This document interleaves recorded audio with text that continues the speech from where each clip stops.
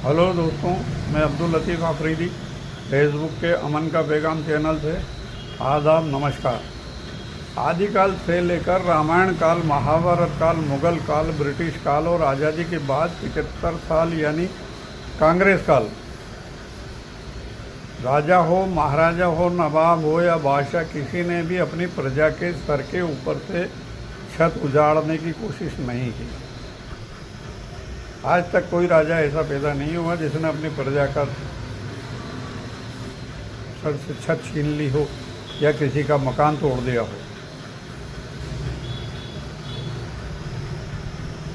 राजा और प्रजा का रिश्ता बड़ा मधुर और मजबूत जिम्मेदारियों से भरा होता था, जिसमें गाहे बगाहे राजा दुख मुसीबत में प्रजा की मदद करते रहते थे। इसलिए प्रजा भी राजा की बहुत इज्जत करती थी। इंदिरा आवास योजना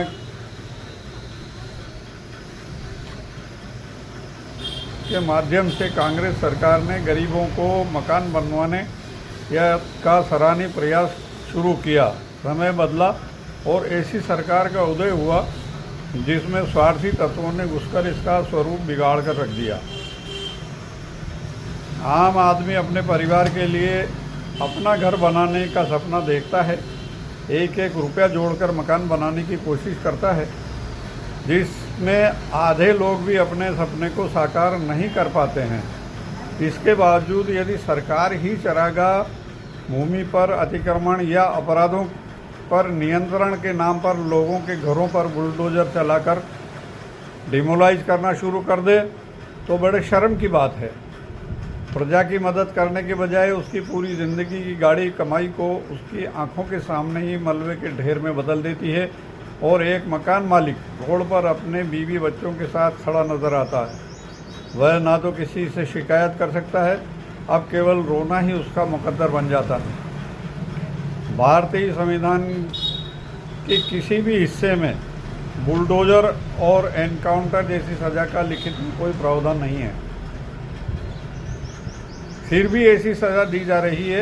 ये संविधान और भारतीय लोकतंत्र की तौहीन है। एनकाउंटर कोई भी अपराध घटित होता है, उसकी जांच भी पूरी नहीं हो पाती है। अपराधी का अपराध साबित होने से पहले ही एनकाउंटर कर किसी इंसान की जान ले ली जाती है, चाहे बाद में उसके ऊपर अपराध साबित ही ना हो।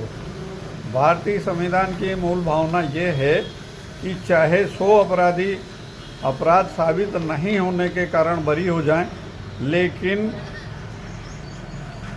किसी भी बेकसूर को सज़ा नहीं दी जानी चाहिए।